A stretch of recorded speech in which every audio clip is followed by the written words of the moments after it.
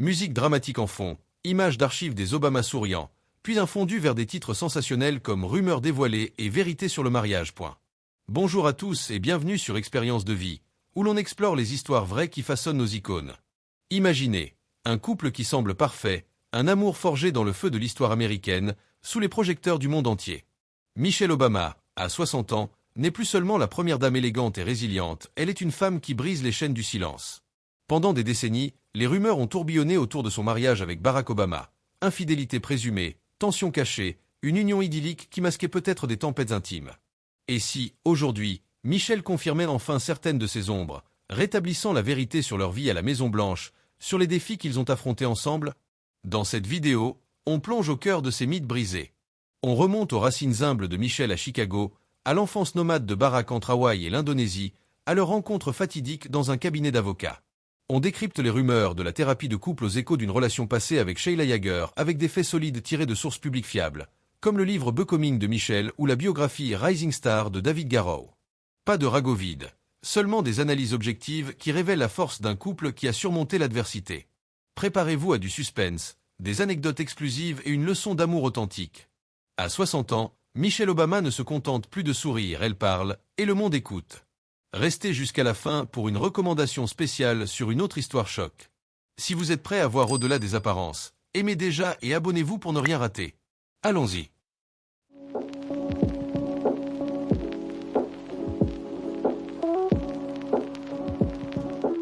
Laissez-moi vous dire que vous n'êtes pas les seuls. Pendant des décennies, Michelle Obama a été un pilier inébranlable de force, de grâce et d'élégance, naviguant dans le tourbillon ultra-médiatisé de sa vie en tant que première dame des États-Unis avec une résilience et une dignité admirables. Mais derrière son sourire posé et son soutien dévoué à son mari, un nuage tempestueux a plané, jetant un nombre impressionnant d'ombres de doute sur leur union apparemment idyllique. Aujourd'hui, à l'aube de sa 6e décennie, Michelle fête ses 60 ans en janvier 2024. Elle brise enfin le silence, affrontant les rumeurs qui ont longtemps entouré son mariage, suscité l'intrigue mondiale et rétablissant la vérité sur son mari et leur vie ensemble à la Maison-Blanche. Avant de plonger profondément dans ces rumeurs, jetons un coup d'œil à la jeunesse de Michelle et Barack, à leur rencontre et à ce qui a donné naissance à ces spéculations persistantes. Comprendre leurs origines, c'est comme assembler un puzzle historique, des racines ancrées dans l'esclavage, la migration et la résilience afro-américaine, jusqu'à l'ascension au pouvoir suprême. Michelle a confirmé ces éléments dans son autobiographie best-seller Becoming, 2018, où elle partage des détails intimes sur son enfance, soulignant comment ses fondations ont forgé sa force intérieure. Allons-y étape par étape, en nous basant sur des sources fiables comme les recherches généalogiques du New York Times et de NPR, qui ont tracé l'ascendance des Obama sur 5 générations. Michelle Lavone Robinson est née le 17 janvier 1964 à Chicago, dans l'Illinois, au cœur du quartier ouvrier de Southside. Elle est la fille de Fraser Robinson III, un employé dévoué dans une usine de traitement des eaux de la ville. Il était opérateur de pompe au traitement des eaux de Southside et capitaine dans un bureau électoral démocrate local, et de Marian Shields Robinson, qui travaillait comme secrétaire dans un catalogue de vente par correspondance avant de devenir femme au foyer à temps plein lorsque Michelle et son frère aîné Craig atteignirent l'âge du lycée. La famille Robinson vivait modestement, mais avec une stabilité remarquable. Ils occupaient l'étage supérieur d'une maison mitoyenne au 7436 South Euclid Avenue, dans le quartier de South Shore, louée à une grande-tante de Michelle qui habitait l'étage inférieur. Les familles Robinson et Shields peuvent retracer leur lignée jusqu'à l'époque pré-guerre de sécession, parmi les Afro-Américains vivant dans le sud des États-Unis. Du côté paternel, Michelle descend du peuple Gula de la région de Low Country en Caroline du Sud. Son arrière-arrière-grand-père paternel, Jim Robinson, est né esclave vers 1850 sur la plantation Friendfield, près de Georgetown, en Caroline du Sud, l'une des plus grandes plantations de riz de l'époque. Il a obtenu sa liberté à l'âge de 15 ans, après la guerre civile en 1865, et a travaillé dur pour acheter des terres, symbolisant la résilience post-émancipation. Des membres de la famille paternelle de Michelle vivent encore dans la région de Georgetown. Son grand-père, Fraser Robinson Jr. A même construit une maison là-bas et après sa retraite, lui et sa femme Lavone ont déménagé de Chicago vers ce berceau familial. Du côté maternel, l'histoire est encore plus complexe et émouvante, révélant des liens interraciaux forcés par l'esclavage. Sa lignée inclut Melvinia Dolphy Shields, son arrière-arrière-arrière-grand-mère, née esclave en Caroline du Sud vers 1850, mais vendue plus tard à Henry W. Shields, un fermier blanc propriétaire d'une ferme de 200 acres dans le comté de Clayton, en Géorgie, près d'Atlanta. Le premier fils de Melvinia, Dolphy T. Shields, né pendant l'esclavage vers 1860, était de descendance mixte. Des chercheurs, utilisant des analyses ADN et des archives généalogiques publiées par Ancestry.com en 2012, ont suggéré que le père probable de Dolphy était Charles Marion Shields, un fils de 20 ans du propriétaire de Melvinia. Il existe des preuves indiquant que Melvinia et Charles ont peut-être maintenu une relation au fil du temps. Après l'émancipation en 1865, Melvinia a eu 2 autres enfants métis et vivait à proximité de la famille Shields, adoptant finalement leur nom de famille avant de le modifier plus tard. Melvinia s'abstenait généralement de parler du père de Dolphu avec les membres de la famille, un silence probablement dicté par la douleur et la honte imposée par l'esclavage. Après la guerre civile, Dolphu Shields et sa femme Alice ont déménagé à Birmingham, en Alabama, où ils ont élevé une famille nombreuse. Ils étaient les arrière-arrière-grands-parents de Michel. Leurs descendants, dont les grands-parents de Michel, se sont finalement installés à Chicago lors de la grande migration afro-américaine des années 1920 à 1930, fuyant le sud ségrégationniste pour chercher des opportunités industrielles au nord. Certains descendants ont aussi migré vers Cleveland, dans l'Ohio, au cours du XXe siècle. Cette migration massive, qui a vu plus de 6 millions d'Afro-Américains quitter le Sud entre 1916 et 1970, a profondément façonné l'identité de Michel. Une fierté pour ses racines sudistes, mêlée à la détermination de s'élever au-dessus des barrières raciales et économiques. Michel a passé son enfance dans ce foyer traditionnel, où sa mère restait à la maison pour élever les enfants, tandis que son père travaillait malgré une sclérose en plaques diagnostiquée tôt, qui l'affaiblissait progressivement mais ne brisait jamais son esprit. Les repas en famille se tenaient généralement autour de la table à manger, un rituel qui renforçait les liens. Son école élémentaire, Bryn Mawr, plus tard renommée Académie Bouchet, était idéalement située à proximité, facilitant l'accès quotidien. Michel et sa famille s'adonnaient à des activités simples mais enrichissantes, jouer au Monopoly, lire des livres et socialiser fréquemment avec les membres de la famille élargie des 2 côtés. Elle a reçu des cours de piano de sa grand-tante, une professeure de piano, et a cultivé ses talents musicaux grâce à une pratique régulière. La famille Robinson assistait régulièrement aux services religieux à l'église méthodiste unie de South Shore, située à proximité, instillant des valeurs de communauté et de foi. De plus, ils partaient parfois en vacances dans une modeste cabane à White Cloud, dans le Michigan, un havre de paix loin de l'agitation urbaine. Michel et son frère Craig, son aîné de 21 mois, ont notablement sauté la 2e année scolaire pour des raisons administratives, mais cela n'a pas entravé leur parcours. Le père de Michel, Phrasé, était atteint de sclérose en plaques dès ses 20 ans, ce qui l'a profondément affecté physiquement. Il se déplaçait avec des béquilles et plus tard un fauteuil roulant. Par conséquent, Michel était résolu à éviter les ennuis et à exceller académiquement, motivé par l'exemple de son père qui refusait de se laisser abattre. En 6e année, elle a rejoint une classe pour surdoués à l'école élémentaire Bryn Mawr. Plus tard, elle a fréquenté le lycée Whitney Young, le premier lycée à admission sélective de Chicago, établi comme institution d'élite en 1975. Pendant son temps au lycée Whitney Young, elle était camarade de classe avec Santita Jackson, la fille du leader des droits civiques Jesse Jackson, ce qui l'a exposé tôt à l'activisme politique.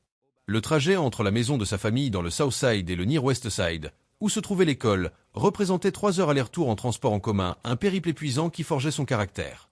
Michel se souvenait d'avoir été anxieuse quant à la manière dont les autres la percevaient, en tant que fille noire d'un quartier modeste au milieu d'élèves plus aisés, mais elle a choisi d'ignorer toute négativité et de l'utiliser comme motivation.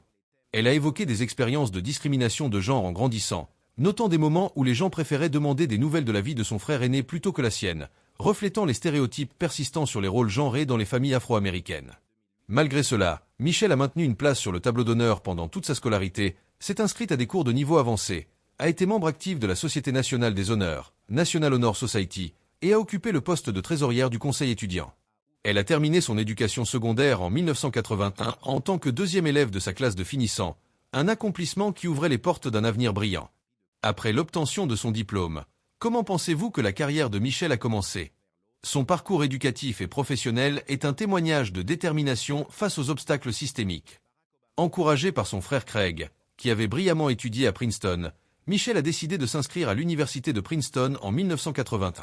Elle a choisi une spécialisation en sociologie et une mineure en études afro-américaines, aboutissant à un baccalauréat SR obtenu avec distinction, cum laude, en 1985. Ses réalisations académiques incluent la rédaction d'une thèse de 99 pages intitulée Princeton Educated Blacks and the Black Community, The Difficulty of Identifying with a Race or a Community, supervisée par le professeur Walter Wallace. Cette thèse, basée sur un questionnaire distribué à 400 anciens élèves afro-américains de Princeton, avec seulement 90 réponses, explorait comment l'éducation élitiste pouvait créer un fossé avec la communauté noire.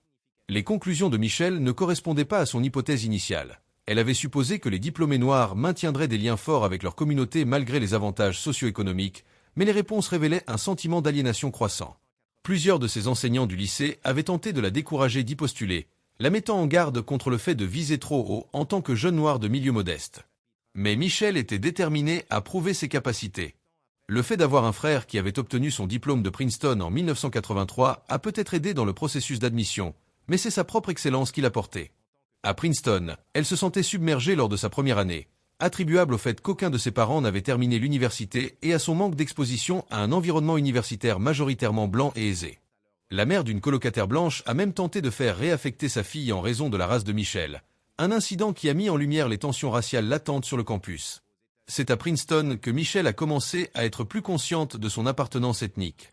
Malgré les efforts de ses pairs et de ses professeurs pour interagir avec elle, elle ressentait un sentiment de détachement. De plus, il y avait des préoccupations liées à la classe socio-économique. Elle se souvient de sa surprise en rencontrant des étudiants qui possédaient des BMW, un mode de vie auquel elle n'était pas habituée en grandissant dans un foyer où l'on comptait chaque dollar. Pendant son séjour à Princeton, Michel s'est activement impliqué dans le Third World Center, aujourd'hui Carlafield Center, un groupe académique et culturel offrant un soutien aux étudiants issus de minorités. Elle était responsable de la gestion de leur centre de garde d'enfants et organisait des séances de tutorat après l'école pour les enfants plus âgés. Elle a aussi remis en question les méthodes d'enseignement traditionnelles pour l'apprentissage du français, plaidant pour une approche plus conversationnelle. Déterminée à poursuivre ses études, Michel s'est consacrée à Harvard Law School, où elle a obtenu avec succès son diplôme de juriste doctor, JD, en 1988. Selon le biographe Peter Slevin dans Michelle Obama, à Life, elle a montré une nouvelle confiance lors de sa candidature à Harvard, croyant fermement qu'elle méritait sa place dans le programme. À Harvard, elle a été mentorée par Charles Ogletree, un professeur éminent de droit, qui a noté qu'elle avait résolu le conflit interne rencontré à Princeton, sans tenir aux attentes de ses parents ou maintenir son identité noire. Elle a finalement réalisé qu'elle pouvait embrasser à la fois son intelligence et son héritage culturel. Pendant son séjour à Harvard, Michel a participé à des manifestations en soutien au recrutement de professeurs issus de communautés minoritaires sous-représentées. De plus, elle a travaillé au Harvard Legal Aid Bureau, où elle a aidé des locataires défavorisés à naviguer dans les questions juridiques liées au logement, forgeant son engagement pour la justice sociale. Michel est la troisième première dame à détenir un diplôme de troisième cycle, suivant les traces de Hillary Clinton, Yale Law School, et Laura Bush, master en bibliothéconomie. En réfléchissant à son parcours académique dans Becoming, elle a exprimé sa gratitude pour les opportunités inattendues que cela lui a offertes, malgré les doutes initiaux. Princeton m'a appris à naviguer dans un monde qui n'était pas fait pour moi, et Harvard m'a donné les outils pour le changer. Après avoir terminé ses études de droit, Michelle Obama a commencé sa carrière professionnelle en tant qu'associée au prestigieux cabinet d'avocats Sidley et Austin à Chicago en 1988, où elle s'est spécialisée en droit du marketing et de la propriété intellectuelle. Bien qu'elle conserve encore sa licence juridique active depuis 1993, car elle n'est plus essentielle à son emploi actuel, c'est là qu'elle a rencontré son futur époux, Barack, un stagiaire d'été. Leur première interaction a été professionnelle, mais elle a vite évolué vers quelque chose de plus personnel, comme nous le verrons plus tard. En 1991, Michelle a occupé des postes municipaux au sein du gouvernement de la ville de Chicago, en tant qu'assistante du maire Richard M. Daley et commissaire adjointe à la planification et au développement. Par la suite, en 1993, elle a assumé le poste de directrice exécutive pour le bureau de Chicago de Publicali, une organisation caritative qui encourage l'implication des jeunes dans le traitement des problèmes sociaux au sein d'organisations à but non lucratif et d'entités gouvernementales. Pendant son mandat, qui a duré près de 4 ans, elle a obtenu un succès exceptionnel en matière de collecte de fonds, avec des records qui sont restés inégalés pendant 12 ans après son départ. Michelle a exprimé dans des interviews que c'est avec Publicali qu'elle a ressenti un contentement profond pour la première fois. C'était le travail qui me faisait me lever le matin avec un but clair, au-delà de l'argent ou du prestige. En 1996, Michelle a occupé le poste de doyenne associée des services aux étudiants à l'Université de Chicago, période pendant laquelle elle a créé et supervisé le centre de services communautaires de l'université, favorisant les partenariats entre étudiants et communautés locales.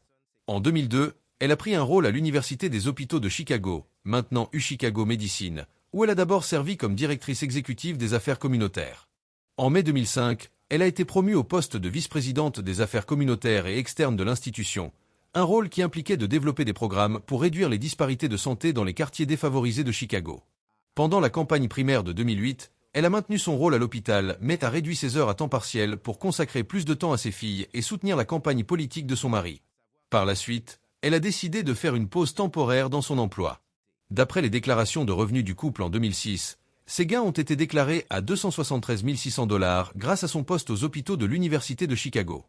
Le revenu total des Obama cette année-là s'élevait à 991 296 $, incluant 51 200 $ supplémentaires obtenus grâce à son rôle au conseil d'administration de Treehouse Foods, ainsi que les revenus des œuvres littéraires de Barack sous forme d'avances et de redevances.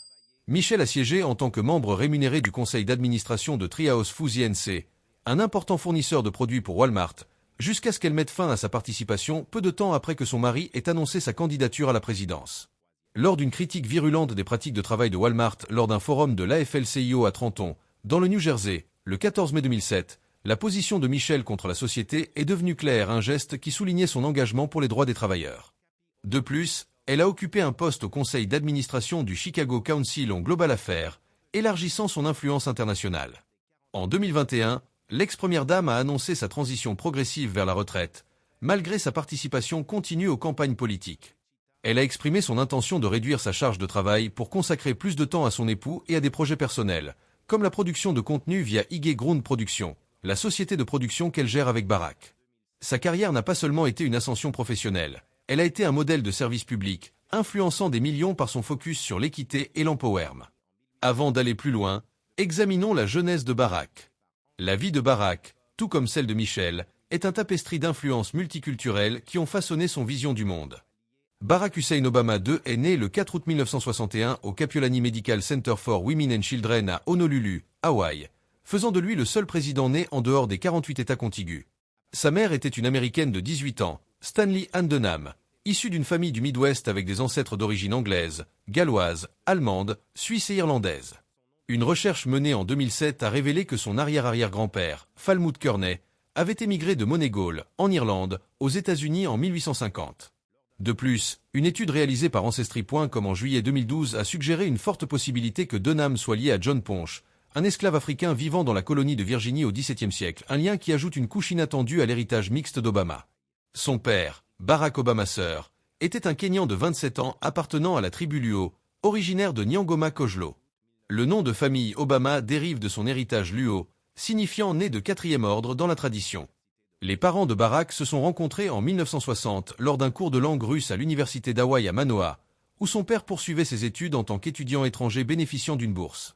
Le couple s'est marié à Wailuku, Hawaï, le 2 février 1961, quelques mois avant la naissance de Barack, bien que le père de Barack était déjà marié au Kenya, une union polygame culturelle qui compliquait les choses.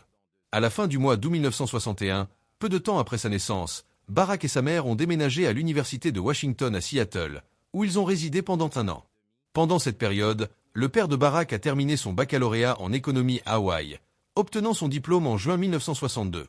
Par la suite, il est parti à l'université Harvard avec une bourse pour poursuivre une maîtrise en économie. Les parents d'Obama se sont séparés en mars 1964, Obama Sr. est retourné au Kenya en 1964, où il s'est remarié pour la troisième fois et a obtenu un poste d'analyste économique principal au ministère des Finances du gouvernement kényan. Il n'a rendu visite à son fils à Hawaï qu'une seule fois, pendant Noël 1971, avant de décéder tragiquement dans un accident de voiture en 1982, alors que Barack avait 21 ans. Réfléchissant à son enfance dans son autobiographie Dream from My Father, 1995, Obama a noté que le contraste saisissant entre l'apparence de son père, vu seulement en photo, et celle des gens autour de lui ne l'avait guère marqué dans sa jeunesse. Il a détaillé les défis auxquels il a été confronté en tant que jeune adulte pour réconcilier les perceptions sociétales de son origine mixte, luttant contre un sentiment d'identité fragmentée. En 1963, Ann Dunham a rencontré Lolo Setoro à l'université d'Hawaï. Lolo était un étudiant indonésien en géographie au East West Center. Le couple s'est marié le 15 mars 1965, après avoir obtenu 2 prolongations d'1 an de son visa J1. Lolo est parti pour l'Indonésie en 1966, et son épouse et son beau-fils l'ont rejoint 16 mois plus tard, en 1967. Initialement, la famille vivait dans le quartier de Mantan Dalam, dans le district de Tebet, au sud de Jakarta. À partir de 1970, ils ont déménagé dans un quartier plus aisé de Mantan, au centre de Jakarta. À l'âge de 6 ans, Barack Obama et sa mère ont déménagé en Indonésie pour rejoindre son beau-père. De 6 à 10 ans, il était inscrit dans des écoles locales sous le nom de Barry, son prénom d'enfance, et a fréquenté des établissements en langue indonésienne, l'école élémentaire catholique Saint-Francis of Assisi pendant 2 ans, puis l'école élémentaire publique SD Negeri Mantan 01 pendant 1 an et demi. Accompagné de cours à domicile en anglais dispensés par l'école Calvaire, fournie par sa mère, il a acquis une certaine maîtrise de la langue indonésienne, une compétence qu'il utilise encore aujourd'hui dans des discours. Pendant son enfance en Indonésie, le beau-père d'Obama, Lolo, lui a enseigné des leçons de résilience et lui a donné une compréhension réaliste du fonctionnement du monde, y compris les réalités politiques sous le régime de Suharto. En 1971, à 10 ans, Obama est retourné à Honolulu et a vécu avec ses grands-parents maternels, Madeleine et Stanley Dunham, des figures stables qui l'ont élevé avec amour. Il a fréquenté l'école Punahou, une institution privée exclusive, de la 5e année jusqu'à sa remise de diplôme en 1979, grâce à une bourse. Pendant ses années de lycée, Obama a continué à utiliser le nom Barry jusqu'à son voyage au Kenya en 1980, où il a embrassé pleinement son héritage. Entre 1972 et 1975, Obama a vécu à Hawaï avec sa mère Anne Denham et sa demi-sœur Maya Setoro, tandis que sa mère poursuivait un diplôme d'études supérieures en anthropologie à l'université d'Hawaï. En 1975, Obama a décidé de rester à Hawaï même après que sa mère et sa sœur soient retournées en Indonésie pour que sa mère puisse commencer son travail de terrain en anthropologie. Sa mère a passé une grande partie des 2 décennies suivantes en Indonésie, finalisant son divorce avec Lolo Setoro en 1980 et obtenant finalement un doctorat en anthropologie en 1992.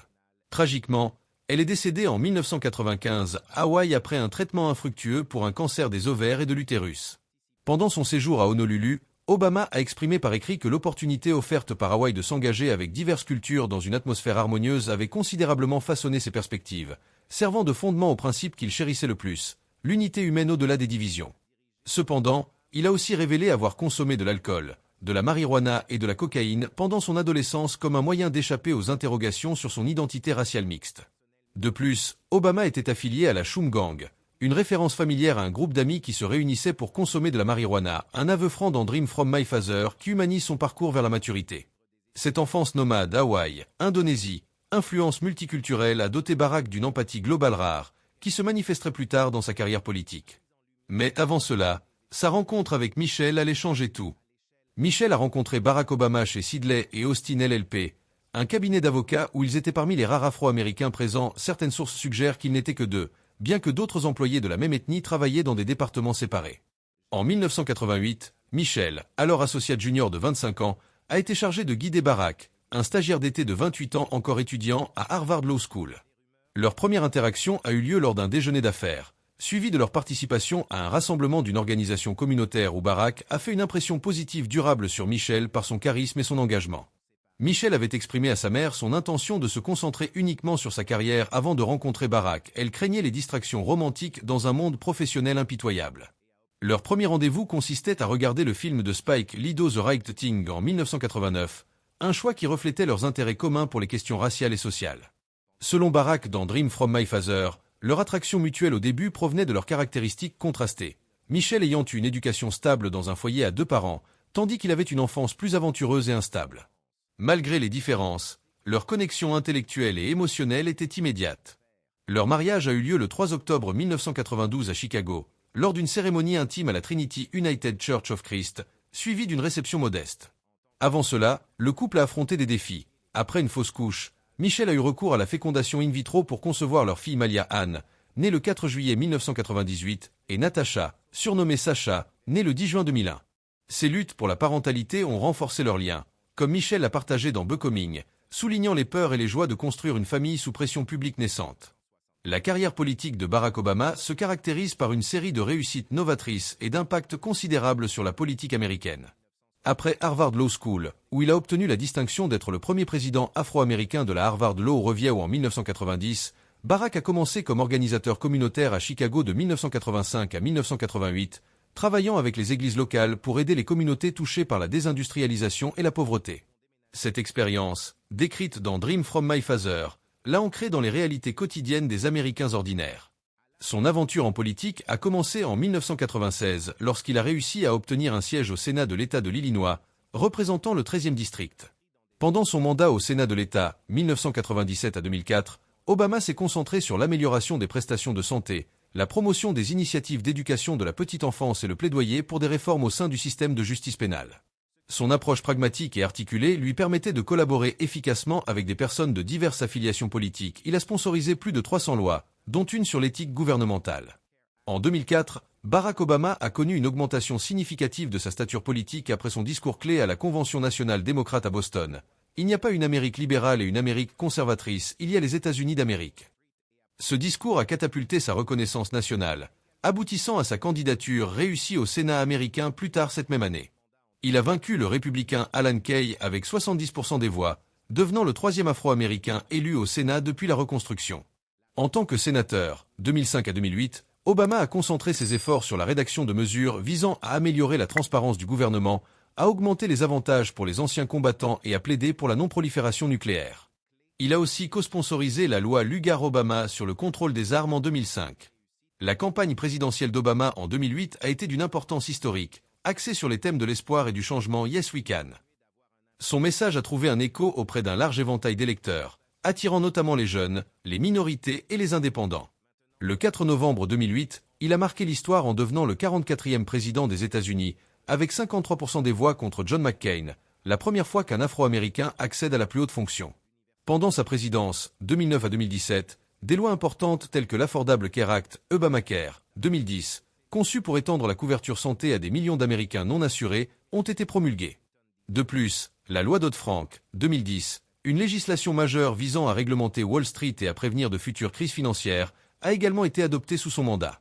Réélu pour un second mandat en 2012 contre Mitt Romney, Obama a continué à soutenir des initiatives progressistes, les efforts pour lutter contre le changement climatique, comme le Clean Power Plan en 2015, la réforme de la politique d'immigration, DACA en 2012, et la promotion de l'égalité du mariage, décision de la Cour suprême en 2015, soutenue par son administration.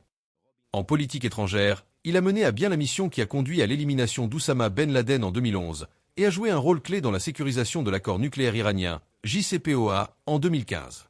À la fin de son mandat en 2017, Obama a continué d'avoir un impact sur les débats publics via sa fondation, la Barack Obama Foundation, et de nombreuses interventions, comme des discours sur la démocratie et le racisme. La famille Obama résidait dans le quartier Southside de Chicago, où Barack travaillait comme professeur à la faculté de droit de l'Université de Chicago depuis 1992. Il a été élu au Sénat de l'État en 1996 et plus tard au Sénat des États-Unis en 2004. Au lieu de déménager à Washington D.C. après l'élection de Barack, ils ont choisi de rester à Chicago, croyant que ce serait dans le meilleur intérêt de leur fille pendant la campagne. Pendant la campagne présidentielle de 2008, Michelle s'est engagée à limiter ses absences de la maison, ne passer qu'une nuit par semaine loin de chez elle, faire campagne 2 jours par semaine et rentrer chez elle à la fin du 2e jour. Elle a une fois demandé à son fiancé de rencontrer Valérie Jarrett, qui était sa future employeuse lors de sa première opportunité professionnelle. Jarrett est ensuite devenue une proche conseillère de Barack. Le mariage du couple a connu des hauts et des bas en raison des défis liés à la gestion de leur famille grandissante et des exigences de la carrière politique émergente de Barack. Dans son 2e livre, The Audacity of Hope, 2006, Barack a révélé que leurs horaires intenses laissaient peu de temps pour la communication ou les moments romantiques. Malgré la surcharge due aux engagements familiaux et professionnels, le couple a fait des efforts pour privilégier des soirées régulières en amoureux lorsqu'ils vivaient à Chicago. Les filles des Obama ont été inscrites à l'Université Laboratory Schools de Chicago, une institution privée. Michelle, en tant que membre du conseil de l'école, a défendu la diversité au sein du corps étudiant, alors que d'autres membres du conseil, affiliés à l'Université de Chicago, souhaitaient privilégier les admissions pour les enfants des professeurs. Cette défense a finalement conduit au développement d'un plan visant à élargir l'école pour accueillir davantage d'élèves. Après leur déménagement à Washington D.C. en 2009, Malia et Sacha ont fréquenté l'école Sidwell Friends, une Quaker School élite, tout en ayant envisagé l'inscription à Georgetown Day School. Lors d'une apparition dans The Ellen DeGeneres Show en 2008, Michelle a déclaré qu'il n'était pas prévu d'avoir d'autres enfants. Les Obama ont sollicité des conseils sur l'éducation des enfants à la Maison-Blanche auprès des anciennes premières dames Laura Bush, Rosalind Carter et Hillary Clinton. Pour soutenir les soins aux enfants, Marian Robinson, la mère de Michelle, a emménagé à la Maison-Blanche en 2009, offrant un soutien familial précieux jusqu'en 2017. Michelle Obama, en sa qualité de première dame, 2009 à 2017, a assumé un éventail diversifié de responsabilités qui englobe le soutien de diverses causes importantes et le rôle de représentante des États-Unis sur les scènes nationales et mondiales. Ses principales tâches consistaient à soutenir les objectifs politiques de son mari et à participer à des actions caritatives, transformant le rôle en une plateforme militante puissante.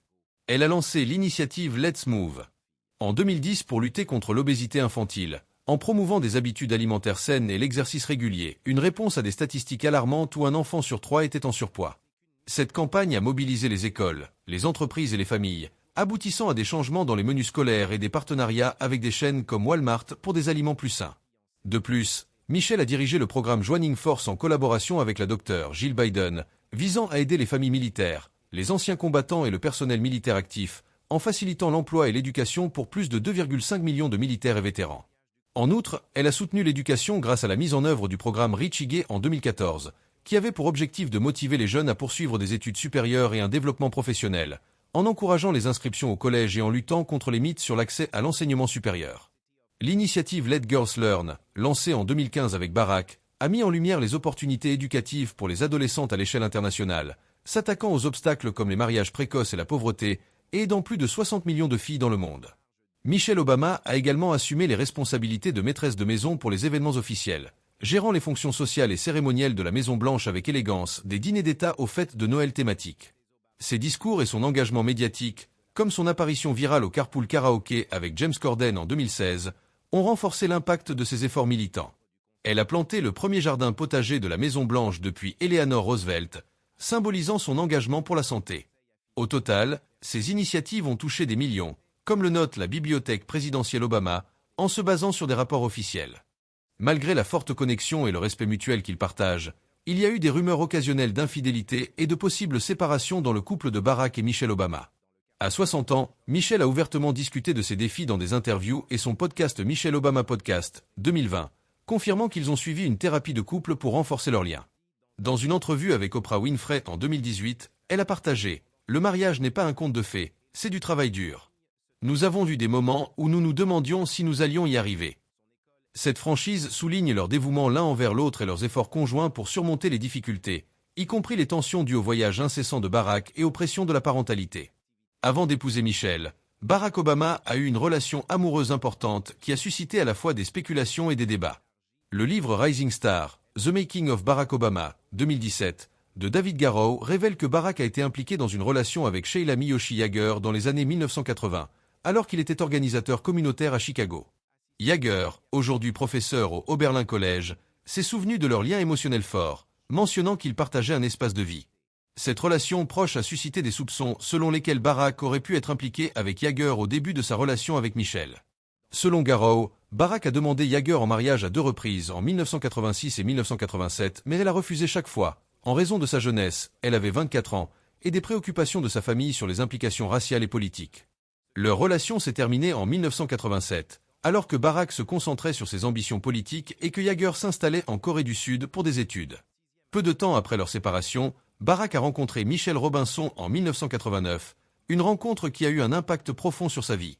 En tant que superviseur de Barack au cabinet d'avocats, Michelle l'a rapidement impressionné par son attrait physique et son acuité intellectuelle, menant à leur relation amoureuse officielle la même année.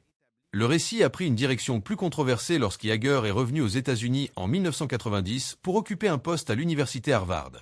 Selon Garrow, Barack aurait continué à correspondre avec Yager par lettres, exprimant des émotions persistantes même s'il était déjà engagé avec Michelle.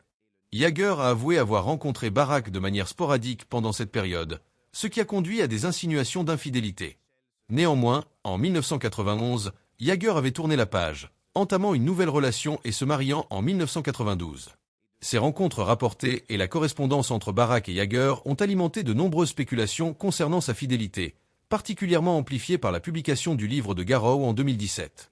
Malgré les affirmations sensationnelles, ni Barack ni Michelle Obama n'ont publiquement confirmé ou démenti ces rumeurs de manière catégorique, préférant se concentrer sur leur engagement durable l'un envers l'autre et envers leur famille.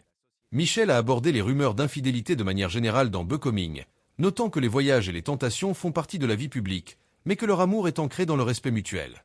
Des sources comme The List et Nicki Swift analysent ces rumeurs comme typiques des couples célèbres, sans preuve concrète d'infidélité post-mariage, souvent basées sur des spéculations tabloïdes plutôt que sur des faits vérifiés. Récemment, en 2024 à 2025, de nouvelles rumeurs absurdes, comme une supposée affaire avec Jennifer Aniston, ont circulé sur les réseaux sociaux, mais elles ont été démenties comme infondées, soulignant comment la célébrité attire les ragots. Leur histoire, bien qu'elle ne soit pas exempte de complexité, met en lumière le fait que même les relations les plus en vue rencontrent des obstacles. Les Obama ont fait preuve d'endurance, de franchise et d'une affection profonde, ce qui leur a permis de surmonter à la fois les difficultés personnelles et publiques. Leur progression depuis les premières étapes de leur relation jusqu'à leur statut de couple, parmi les plus respectés de l'histoire, témoignent de leur force et de leur cohésion. Les parcours de vie de Barack et Michelle Obama sont marqués par des réalisations significatives, une grande affection mutuelle et un engagement inébranlable envers l'un l'autre et leurs principes.